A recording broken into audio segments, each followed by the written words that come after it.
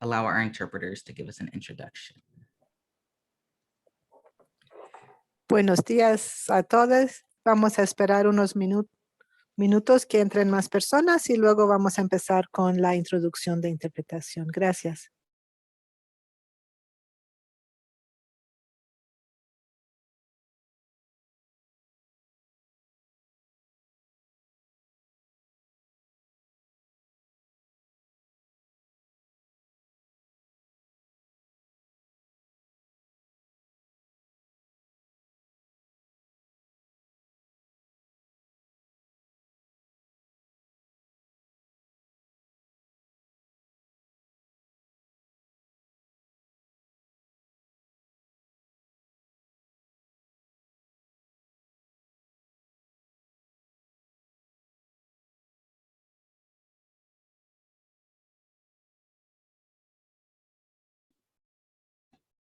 All right, we can go ahead and get started. I know some people are watching on Facebook, so I don't want to keep folks waiting. I'm going to turn it over to Moise for some interpretation instructions. Thank you. Pues buenos días a todos. Buenas tardes, dependiendo dónde están. Los organizadores de este evento tienen la firme determinación de facilitar la comunicación bilingüe en la reunión de hoy. Mi nombre es Moise y mi cointérprete es Emily y estamos representando a la Cooperativa de Justicia del Lenguaje Tilde y estaremos ofreciendo interpretación simultánea de inglés-español y español-inglés. Good day, everybody. The organizers of this event are firmly committed to facilitating bilingual communication in today's meeting. My name is Mojdeh and my co-interpreter is Emily, and we are representing the Tilde Language Justice Cooperative. We'll be providing English-Spanish and Spanish-English simultaneous interpretation. Si usted se unió a la reunión usando su teléfono, por favor asegúrese de entrar con el app de Zoom para poder acceder a la función de interpretación. Esta función no está disponible en los Chromebook. If you joined on your phone, please join on the Zoom app so that you can access the interpretation function. Please note that this function is not available to Chromebook users. Si usted no es bilingüe español-inglés, puede seleccionar su canal de idioma haciendo clic abajo a la derecha en su pantalla de Zoom, en el globito si usa una computadora, o en los tres puntitos si está conectado por teléfono. Seleccione interpretación, luego español y luego picarle en Done o finalizar. If you're not bilingual Spanish-English, you can select your language channel by going to the bottom right-hand corner of your Zoom screen. Click on the globe if you're using a computer or the three dots if you're connected by phone. Select interpretation, then English, and click Done at the end. It is important to activate this option if you're not bilingual, as some participants will be speaking in Spanish. Algunas pautas para crear un espacio multilingüe. A few guidelines for creating multilingual spaces. Yo estoy hablando rápido porque estoy dando la introducción en ambos idiomas, pero ustedes, por favor, no hablen muy rápido. Esto pasa especialmente cuando uno esté leyendo una presentación o emocionada, nerviosa o al tener poco tiempo. Y si no están hablando, por favor, pongan su audio en silencio. I'm speaking fast right now because I'm doing this introduction in both languages, but y'all, please don't speak fast. This happens especially when reading a presentation or excited, nervous, or running out of time. Also, if you're not speaking, please mute yourself. Por último, les vamos a recordar que por favor hablen una persona a la vez y en un solo idioma por oración. Lastly, remind you to please speak one person at a time and with just one language per sentence. Estos espacios se crean con el apoyo de todos. Por favor, comunique cualquier problema por la ventana de chat o habilitando su micrófono. Gracias por crear este espacio multilingüe. We create these spaces with everyone's support, so please communicate any issues by chat or turning on your volume. Thank you for creating this multilingual space. All right, thank you so much, Moise, and for the folks at Tilde. We are really grateful for your services and your support in helping us increase access to these conversations. My name is Joaquin Carcaño. I'm the Director of Community Organizing for the Latino Commission on AIDS, Latinos in the South program. And so we've been hosting these sort of state-by-state conversations these state-by-state conversations to really delve a little bit deeper into what's happening on the ground, to talk about topics such as, LGBTQ and immigrant advocacy, HIV criminalization. So I'm really excited to be here today with Linda and Jess in Mississippi to talk about how criminalization undermines public health responses, can exacerbate stigma, and impact immigrant, LGBTQ, and Black, Indigenous, and communities of color. I'm going to turn it over to Jess and Linda to introduce yourselves. If y'all wouldn't mind sharing a little bit about yourself, anything about your background you'd like to share, a bit about your work, and we're just really excited to have you with us, and then we'll jump into some conversation. Jess, would you like to kick us off? Yeah, definitely. Thank you, Joaquin. My name is Jess Manriquez. I'm a lesbian. I'm a daughter of an immigrant. My mom's a Chicana, and I consider myself a Chicana. I've been involved with social justice movements in Mississippi and in the Southeast for the past 10 plus years. Those are the communities that I care a lot about, like the queer community, immigrant community, the Latinx community. I work as the Queer Justice Project lead for the Immigrant Alliance for Justice and Equity. And we're the only immigrant rights organization in Mississippi that's led by immigrants. So I feel like that is definitely worth noting. I'm also a trained community health worker through the Department of Health here in Mississippi. I think that I want to talk about Mississippi. Like, Mississippi is a beautiful place, and I'm so glad that some of y'all want to move here. It's very rural. I think that we get scapegoated a lot for like everything that's wrong with the country.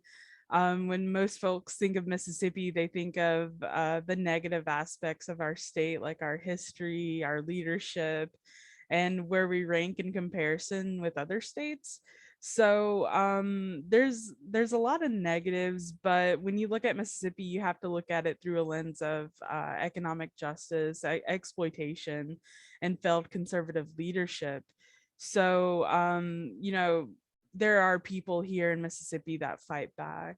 They're like, never read the comments under news articles, but whenever Mississippi is in the news, we always get, oh, it's Mississippi, what did you expect? And like I really hate that for our state, because like I said, there's so many brilliant people here. It's a beautiful place to live. Yeah. Thank you, Jess, for sharing all that. Like, yeah, it's really important to really think about, what's the reality for people on the ground. You're living this daily reality, and it's so easy to be the scapegoat of like you said, failed policies and leadership. So thank you for laying that foundation and sharing yourself with us. Linda, would you like to introduce yourself and share a little bit about your background and anything else you'd like to? Yes, thank you. I want to say good morning, everyone, and thank you so much for inviting me to join this conversation. I actually listened to the first part this morning, and I'm always eager to be informed. So it was really wonderful to be able to join that. My name is Linda Dixon. I'm the Health Law Director at the Mississippi Center for Justice in Jackson, Mississippi. We have 3 locations, one here in Jackson, one in Biloxi, and one in Indianola in the Delta. The Mississippi Center for Justice is a nonprofit public interest law firm. We do all kinds of work. I'm in the health law division, and primarily I focus on access to health care and HIV, stigma, and discrimination. But we also do housing. We have a consumer protection division. We have an immigration division, impact litigation. We do heirs property work, predatory lending, and things of that nature. So it's so Mississippi. So I want to tell you a little bit about Mississippi. And our organization is led by Attorney Angela Wade as our president and CEO. As Jess said, and I want to elevate Jess's sentiments, that Mississippi is a very warm place. And of course, we hear the negative, and but I want to elevate all the wonderful things about Mississippi and just some facts that people may not know. We're very rural. It's a very rural population. As a matter of fact, over half, about 51, 52% of Mississippians live in rural areas of the state. And, you know, the culture here is very different. Sports is big here. We have a lot of churches in Mississippi. We have over 9,000 churches in Mississippi. So so we like to eat, and we're known for, of course, the food and the culture with eating. And I want to speak to the advocacy community as well. And Jess already said this. We have a mighty, strong, committed group of advocates across the board in Mississippi. And we've learned not to work in silo, that we are able to explore the intersectionality of our work to help support each other in whatever it is that you're doing. In the spotlight in Mississippi, you know, there is sometimes a negative spotlight, history and otherwise, and even present day, but we have a whole lot of good going on in here in Mississippi. Yes, thank you. Yeah, you know, again, it's really helpful to sort of paint that picture of who Mississippi is. You know, we read these news articles, these like clickbaity headlines around Mississippi, like Jess said, these comments of like, what did you expect? And part of our work in the South as like a regional team is to say like, no, we need to really counter that narrative, to also learn about our neighboring states and the incredible work that's going on, because we know that what's maybe painted in the headlines or what people are facing is not the reality of what people are actually fighting, or what their ideals and motivations are. You know, for all the bad headlines, we know that there's, you know, twice as many fierce advocates on the ground. So always love, you know, hearing y'all say like, no, we're proud to be here. Here are the folks doing some incredible work. So thank you for shining that light on Mississippi for those of us who don't live there. Yeah, and so I want to dig a little bit deeper around some of the political pieces of Mississippi. And so I'm curious, you know, y'all work in sort of, you know, HIV health related work. Linda, you also mentioned, you know, housing, and there's a whole breadth of resources y'all offer. And I know, Jess, y'all are doing, you know, sort of queer and trans centered work, immigrant protection work, and things like that. What are some of the sort of most pressing political issues the communities are facing, and how are people sort of encountering sort of criminalization in the state?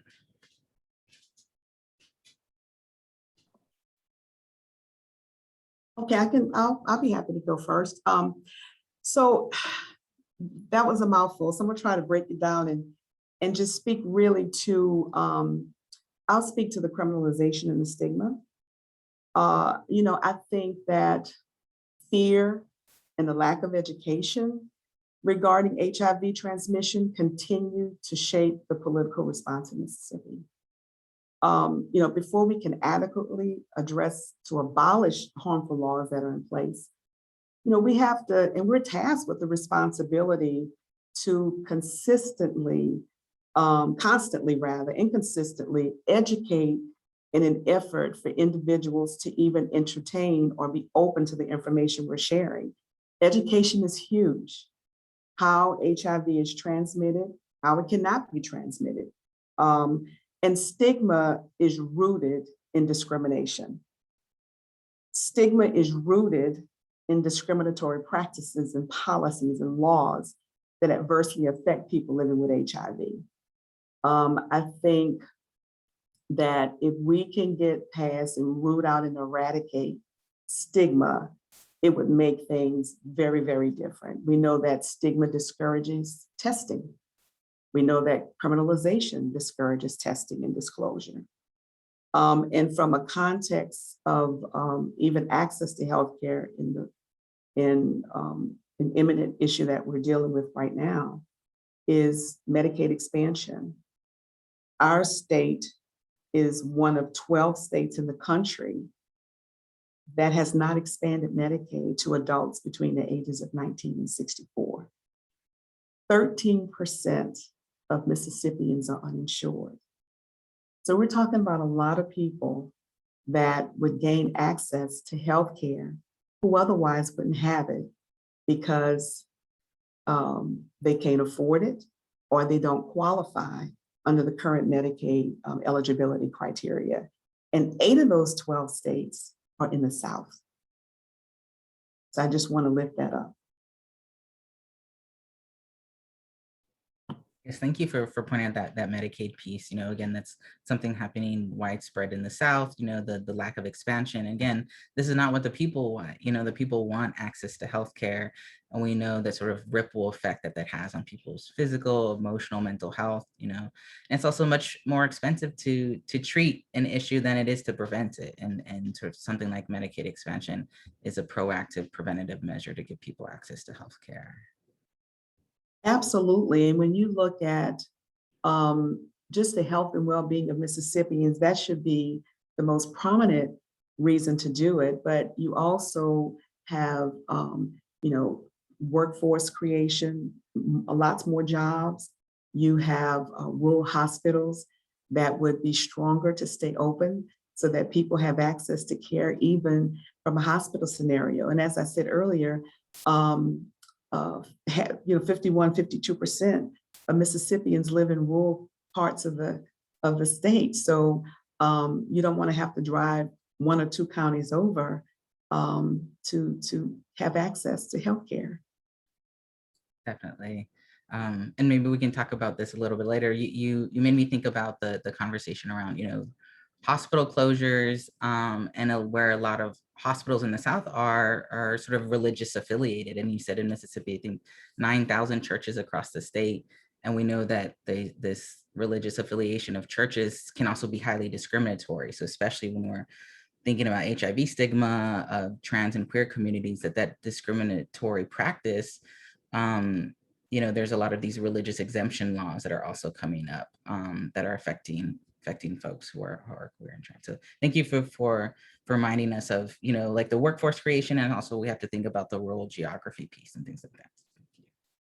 Thank you. Jess, what's showing up in your work? What sort of the political pieces that you and the community is encountering? I would like to speak a little bit about working outside the church, like what you were just mentioning, because throughout my work, I've seen a lot of those discriminatory practices in place by churches, especially directed towards our Indigenous community, which is really unfortunate. The raids in 2019 impacted mostly Guatemalan folks, a lot of whom are Indigenous folks. But yeah, I mean, when you're looking at Mississippi, like I said, you have to look at it through a lens of exploitation. People here in 2021 still experience food insecurity, economic insecurity, lack of access to technology, banks, healthcare. We don't have much in terms of public transportation, and just thinking about how rural the state is, that means people have to drive, but immigrants don't have access to driver's license. And so that's one way that immigrants, especially undocumented immigrants, are criminalized. The immigrants are criminalized just for existing, and it's almost inevitable that they come in contact with the racist criminal justice system. And so looking at Mississippi specifically, we don't have a Latinx population that's huge, but we are here in the state. Even though our population is pretty small, Mississippi counties are ranked among the highest in the country in terms of their involvement with immigration and customs enforcement, or ICE. And so through some work that the work that I do, I've encountered local law enforcement who relish the idea of doing the federal government's job. They don't care that they're wasting local resources on a completely voluntary program.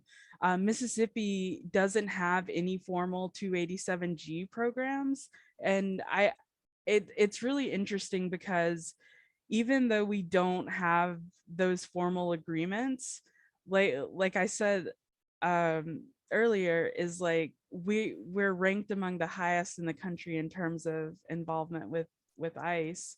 So we know that harsher enforcement of deportation laws, especially in places where local authorities actively cooperate with ICE, it drives immigrants underground. And you know, this is one of the reasons that people don't seek out help when they need it, or treatment when they need it. So to me, there's no question that the predominant politics and white supremacist ideology of Mississippi undermine important and life-saving public health efforts like the EHE. So I think it's worth mentioning over and over and over again how DHS and ICE are harmful, and how they deter immigrants from seeking help, even like medical help. There's a fear that they're going to encounter ICE, so they don't get the help they need. Like even for COVID, our communities are really impacted by COVID, and there's that fear after the raids, when we were doing rapid response and trying to do intakes and funnel resources. People were too afraid to get those resources. And then like looking at actual like detention, we have so much evidence that immigrants in detention, that immigrants living with HIV and that are detained, don't get the life-saving medication that they need.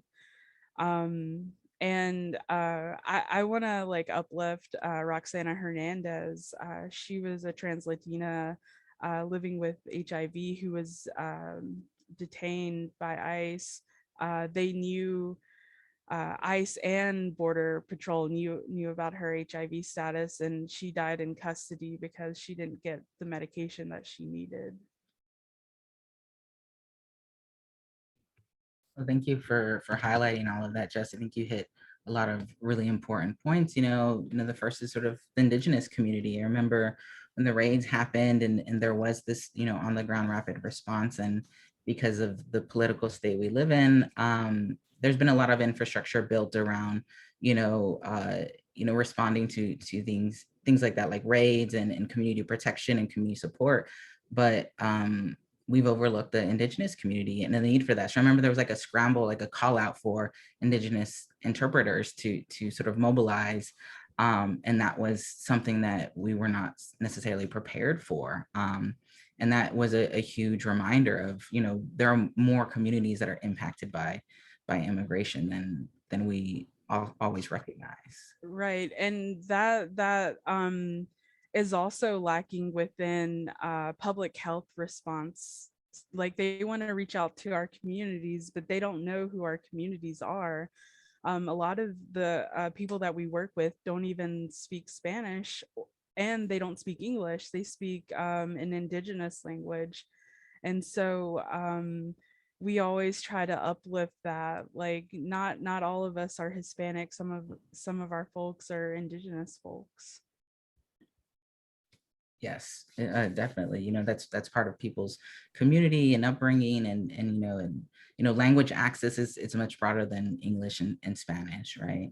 You also use the term lens of exploitation. That's something I'm definitely going to keep in mind, because I think that was a really powerful way to frame it, of the community who is asking for these resources, who's fighting for resources, and they continue to be sort of exploited by this power. So and thank you for making that connection between HIV and restrictive medication access in detention centers. We're hearing that often. And I was looking at one of the articles on Roxana so I could share it with the participants. So I'll put that in the chat in a bit, because those are stories we need to remember, of this whole pipeline, of how people are encountering criminalization, and then, the impact upon health, including actively restricting people's life-saving medication.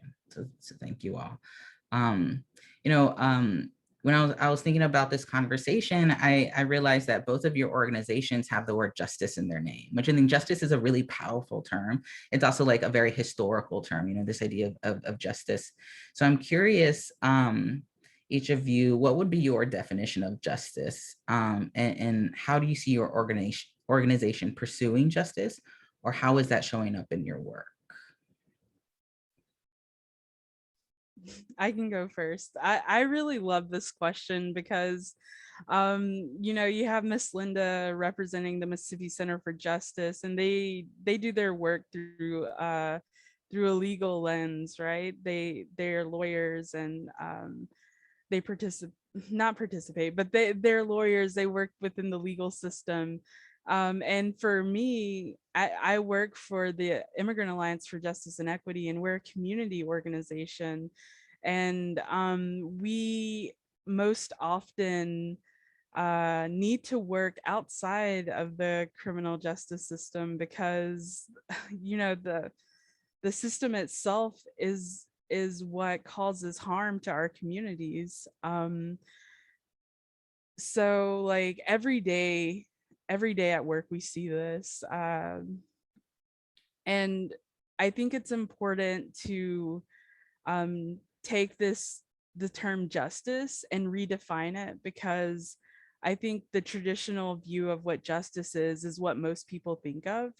But for me personally, justice is to reduce harm, to reduce violence, to reduce abuse, and to create safety and healing outside of the criminal justice system. And it also means to transform conditions that create violence, and not simply to like punish those who get forced into that violence with more violence. You know, throughout our work, we see a lot of injustices, from labor law violations to over policing and outright racial profiling, to interpersonal community harm. And we know that working with and within the system isn't possible, because the system itself is what is causing the violence and harm. And when there's interpersonal violence, we know we can't turn to those in authority who are supposed to help, because our people will likely be subjected to more violence and harm. So we have a lot of projects going on. IAJE does a ton of stuff, like Miss Linda was saying, like they do like housing all the way through like legal services. We don't do legal services, but we do like housing, labor law, like we do a lot of stuff. And so like one of our projects that we're working on right now is organizing in the city of Canton, Mississippi. There's a long history of intercommunity violence there. But it, like looking at it in terms of transformative justice, we know that it's not people just being violent towards each other. It's caused and made worse by structural failings, like immigrants not having legal protections, some lords neglecting their properties, racism and xenophobia from law enforcement and even first responders, and banks making it hard for immigrants to get banking accounts or checking accounts, and the city not providing public lighting in predominantly immigrant neighborhoods, and the list goes on. But there's been an immense community response where they're helping to organize and get resources to folks in the community. And all this time, the city itself is doing its own initiative, but the meetings that they have are inaccessible to the public. So it's that's why I'm all for community organizing and organizing outside of the system.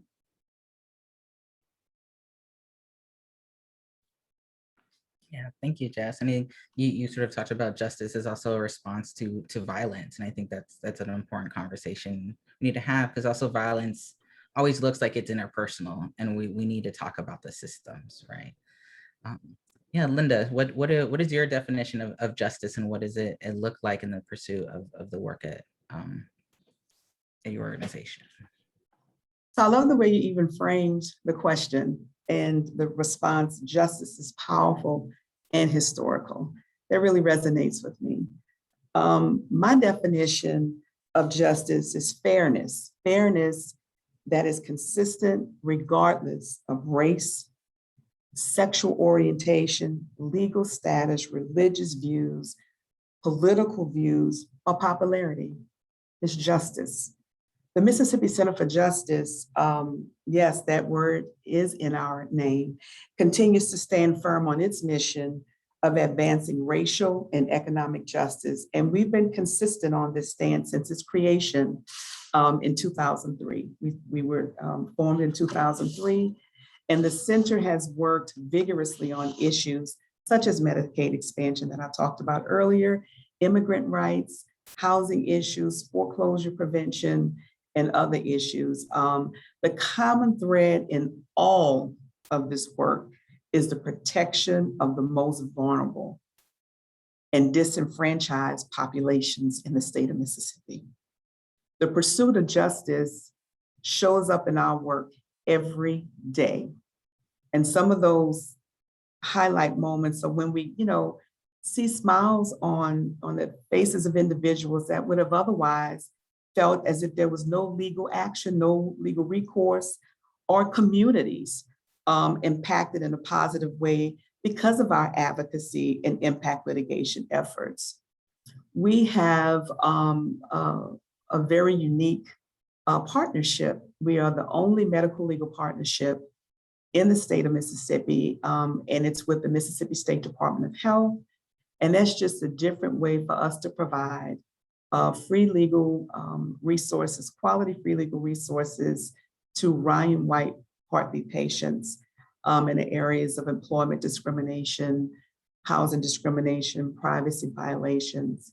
And of course, we do all the other work around stigma and criminalization, which is very important, and we interwoven throughout all of our work.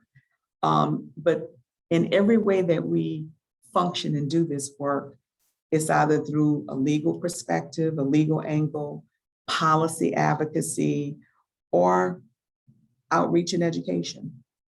Because education is a huge part so that people understand what discrimination is and what stigma is, to help, position them so that they may not experience that. But if they do, you have resources to help support that. And when you're looking at, marginalized communities and even in relation to the population, I look at the number of new HIV diagnoses in Mississippi. I think it's 76% now. Don't hold me to that percentage, but it's a high percent of African Americans that are newly diagnosed. And African Americans make up 38% of the population in Mississippi. So, you're looking at in a lot of disenfranchised and marginalized communities, a disproportionate burden and impact that's happening in communities and to individuals and families. That's what justice is all about. Thank you for, doing this work for so long, for investing really in the pursuit of justice, of fairness, of safety.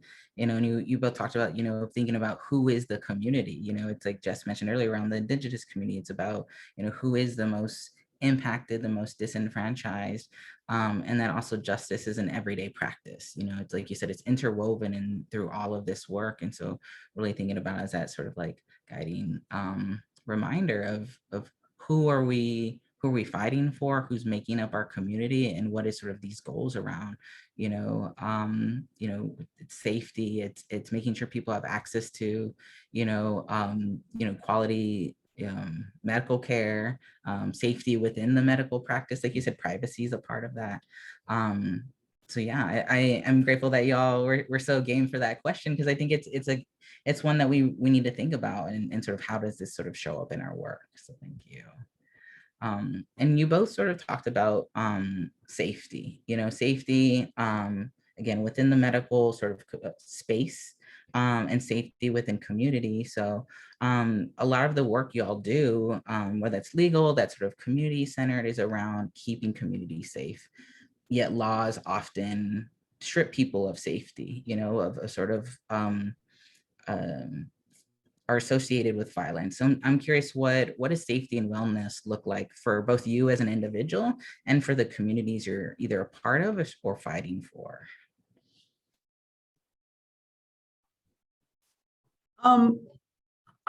You know,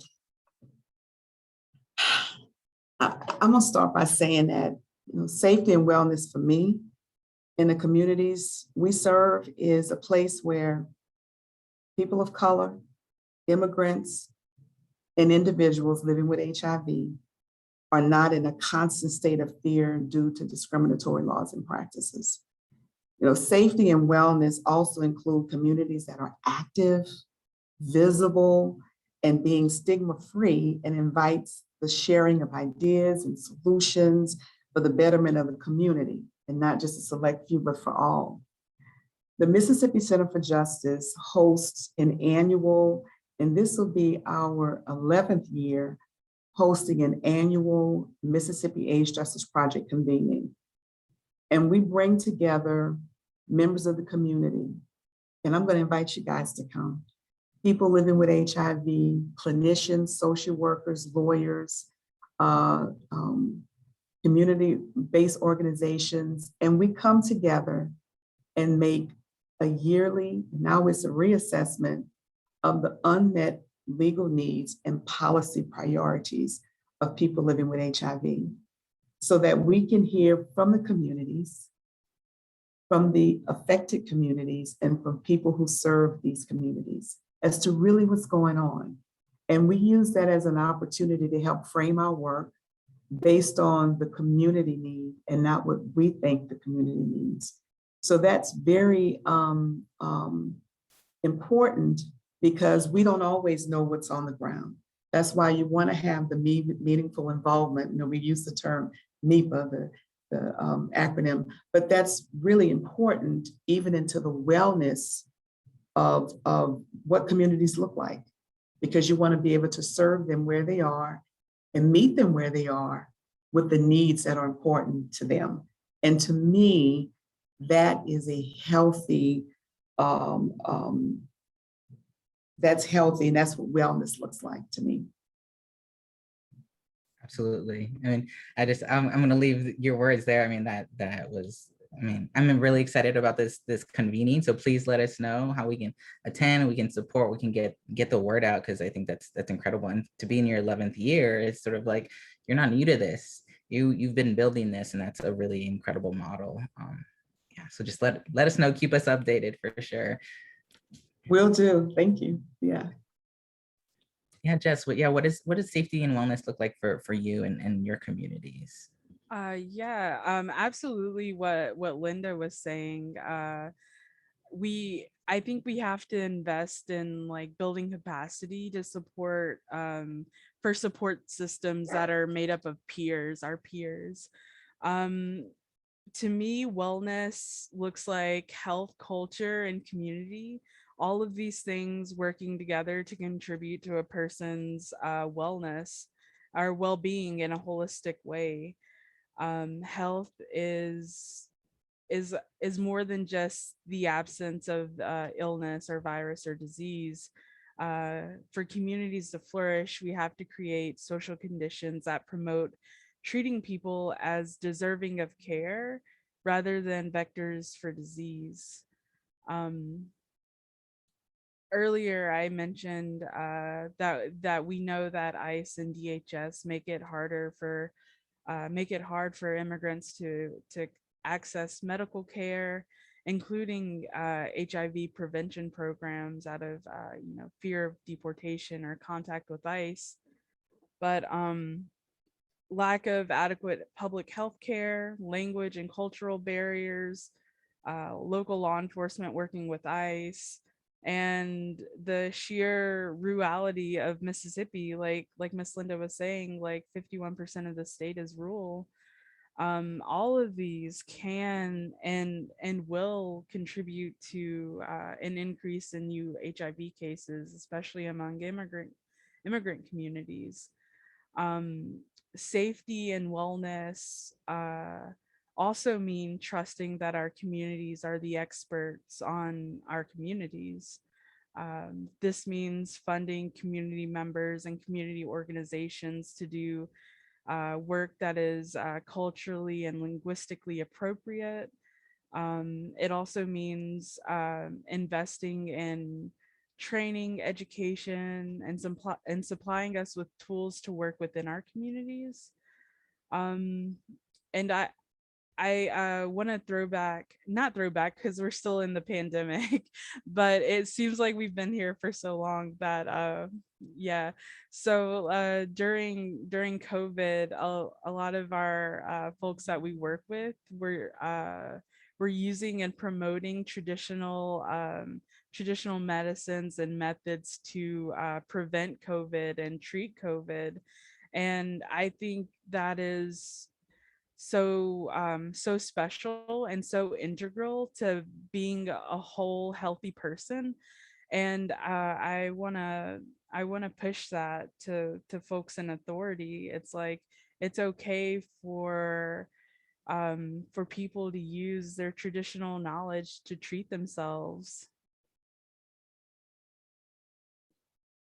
Yes, absolutely. I feel like I want to go rewatch this conversation because there's so many like little like tidbits of like wisdom, so many just like these like catchphrases that I'm just like, wow, like I'm writing things down because I'm like, I want to really reflect on this later because I think it's really powerful.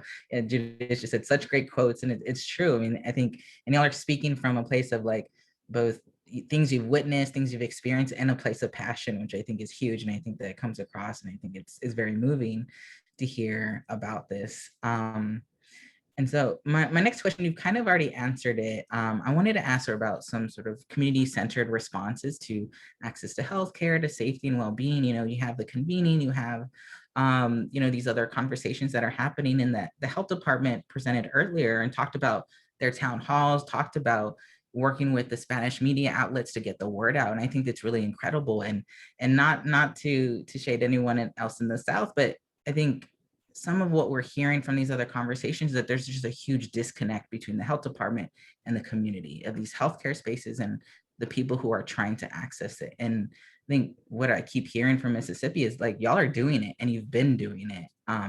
So I'm curious if there's any more you want to share about what this collaborative work look like, or these community-centered responses have looked like. And yeah, just want to see if y'all want to have any other models y'all want to share with us.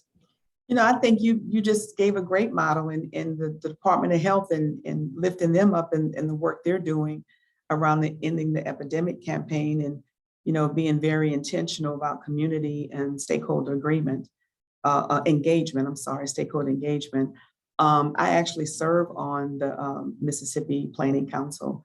And so I know the work that's being done there in support of the Mississippi State Department of Health is very much needed, is intentional.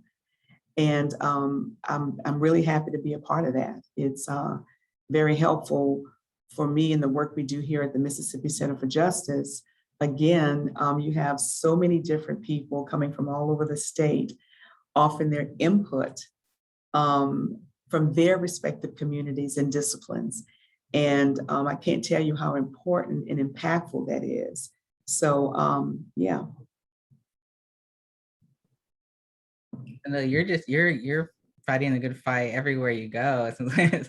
It's exciting to hear about you and your work on the Mississippi Planning Council. I'm sure you're part of this, you know, this push to continue to be collaborative and give people, you know, space to share their expertise, and expertise shows up in lots of different ways, right? It's not just this professional role.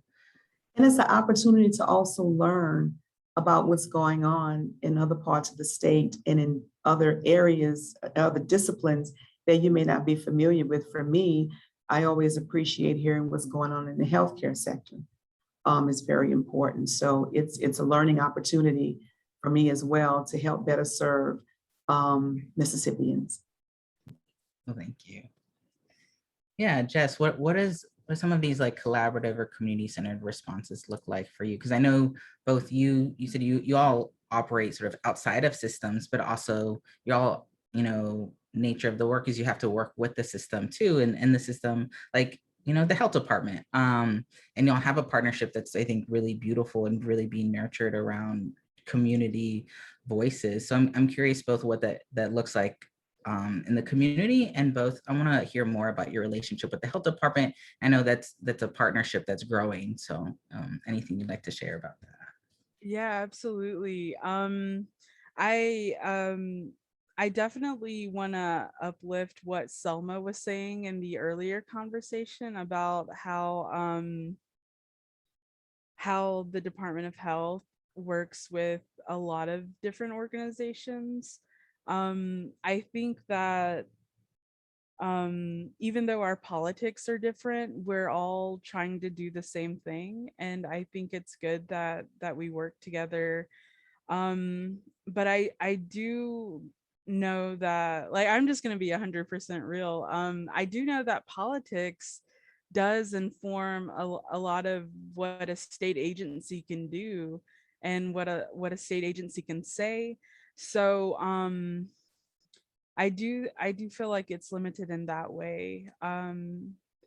I did go to one of their town halls, and I did see that, the politics the politics are there, and the politics are always going to prevent some people from getting the help that they need.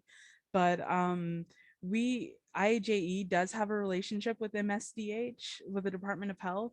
They trained me to be a community healthcare worker, and we have a contract with them. They fund us to do this work because they know that we're in the community, and they know that the best way to reach the community is with other community members. So I do appreciate that about them and give them props for that. One thing I definitely want to mention, because it's so special and so beautiful. We have a promotoras program, and if you look at Mississippi and immigrant rights, you can see that that there have been many attempts to organize in Mississippi, and most of them failed. But our promotora program is thriving, and it's one of the things that I think that helped when COVID hit, because these promotoras, well, let me start from like the beginning. Like, we have a promotora program. We work with amazing women from the community who are Indigenous, who are Latinx, and I don't know if y'all know, but promotoras de salud are community health workers. They're trusted community members who provide culturally appropriate services to their communities. And in addition to being workers, educators, patient advocates, the promotoras provide PPE, they coordinate food donations, they oversee the redistribution of resources to their communities.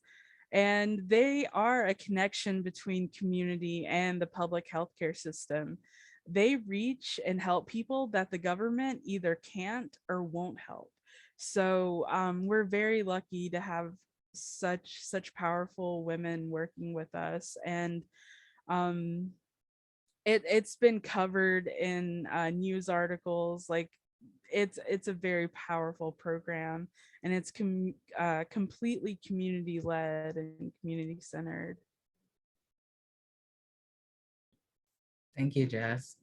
Yeah, I've heard about the Promotores program, and it's incredible. And I think that's like you said, bringing like language and culture from like countries of origin, like Promotoras is also a model of that. Of like this is a cultural practice, right? Of again investing in the people who live in these communities, who know the language, who know the practices, who know the neighbors. And I think it's an incredible investment. And again, another model.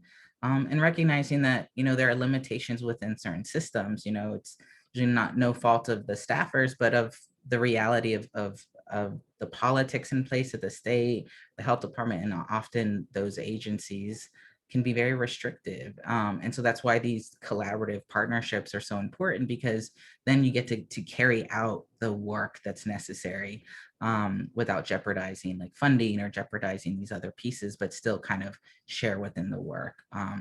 Definitely, it's a collaborative effort. I used to work for the government for the history department, or yeah, so I know like the restrictions are there, and it's definitely like Selma does amazing work, and I love working with her. So I completely understand on that front. Yeah, it's tricky. It's a balance, right? I mean, just like, but yeah, as long as there's like good people within it, and sort of sharing within this work, I think, the work will be carried out, right? Um, so we've talked about, laws and how laws are impacting the community. And sort of a lot of y'all's fight is against the violence that laws inflict, but also that's not always the case. So I'm curious, what's your take on how laws can be leveraged to provide safety, to provide some protection, and is that happening, or is there any law that comes to mind that sort of y'all are working towards, or advocacy piece, I guess. Yeah, Linda. Well, and I'll respond to that by saying, yes, laws can be leveraged to improve community health and well-being. And I think by highlighting the role these laws play in adversely impacting the public, I think can, have the opposite effect in a good intentional way, showing that the HIV, demonstrating that the HIV criminalization laws discourage individuals from knowing their status. That's a public health issue. And I would even say a crisis based on the numbers. And, this is a public health concern because we want individuals to know their status.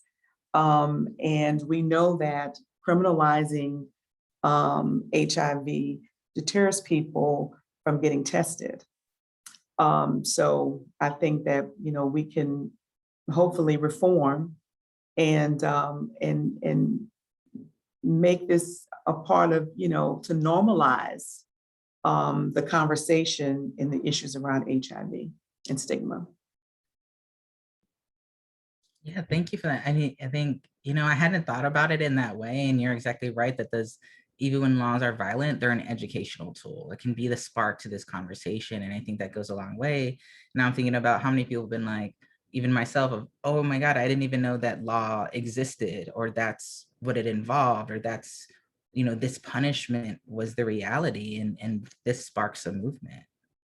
Sure, especially, in Mississippi, the laws, the science is outdated.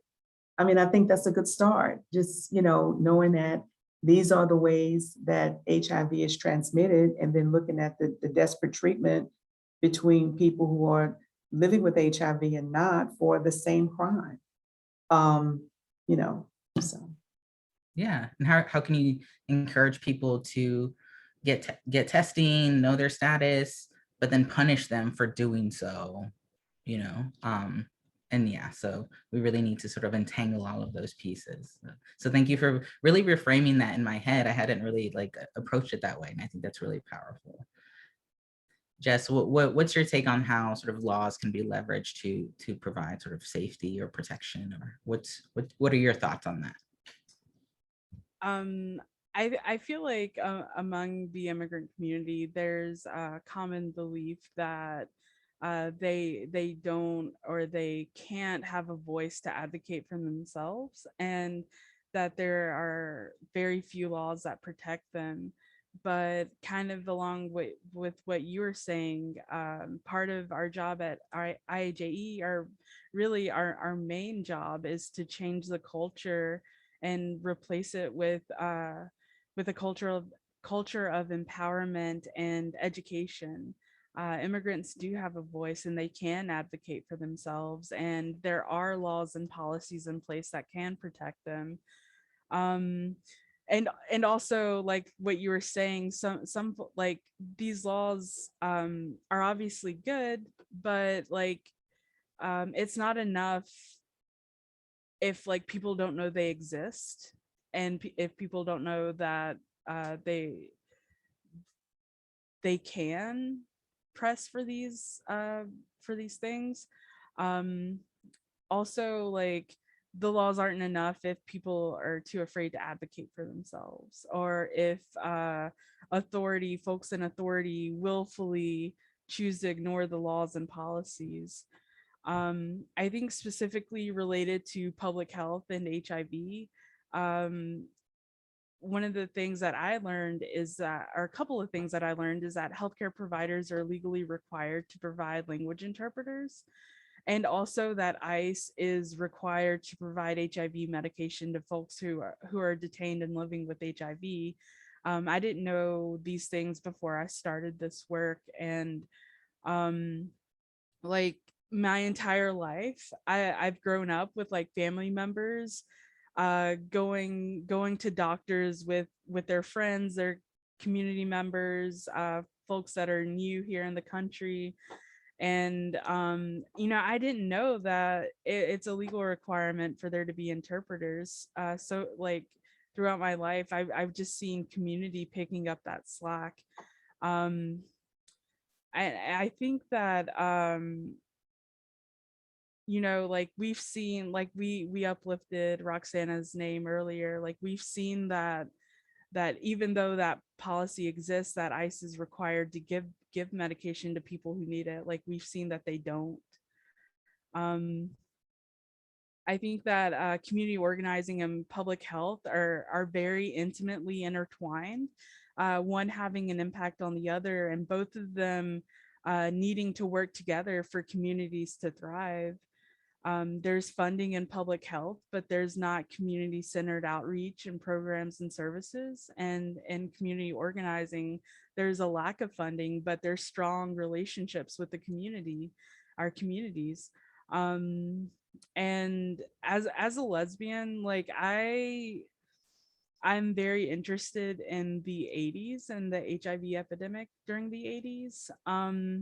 Like we saw that, communities had to advocate for themselves. We saw that lesbians were caretakers for gay men that were suffering from the illness.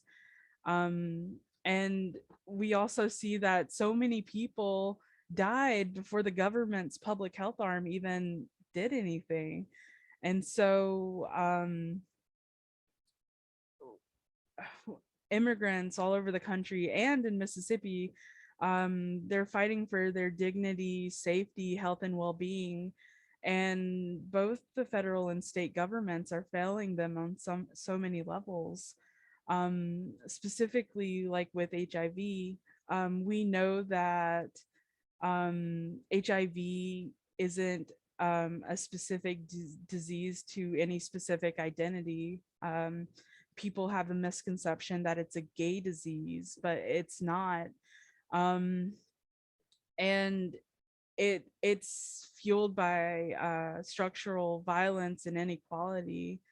You have Black, Indigenous women who are at risk for becoming infected with HIV because they lack access to healthcare, and they're the population that are more likely to experience the state's refusal to provide resources that are needed to sustain their health.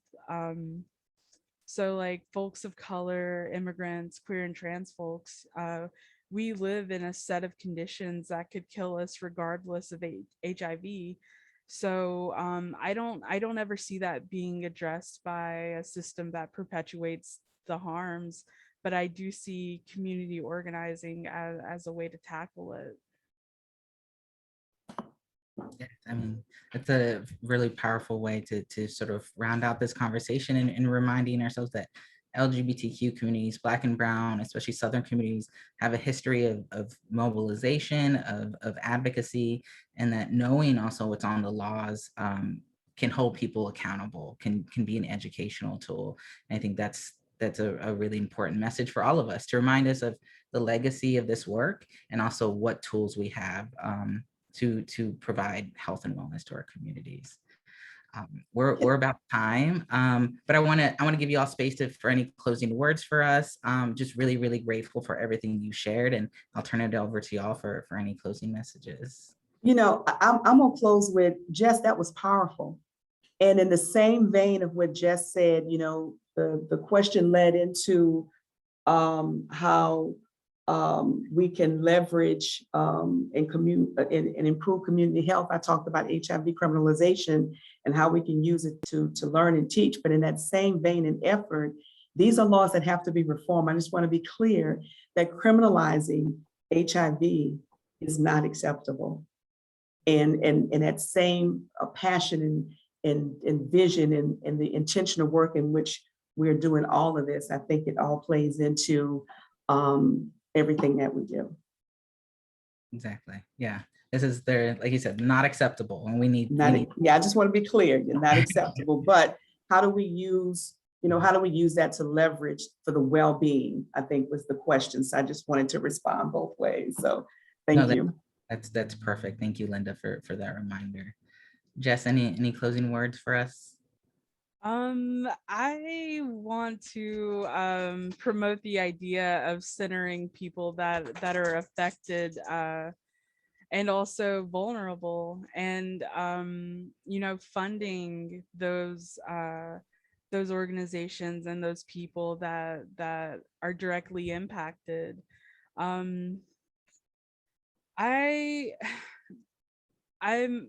I'm new to immigrant justice. For so long I've been in queer justice and racial justice, and I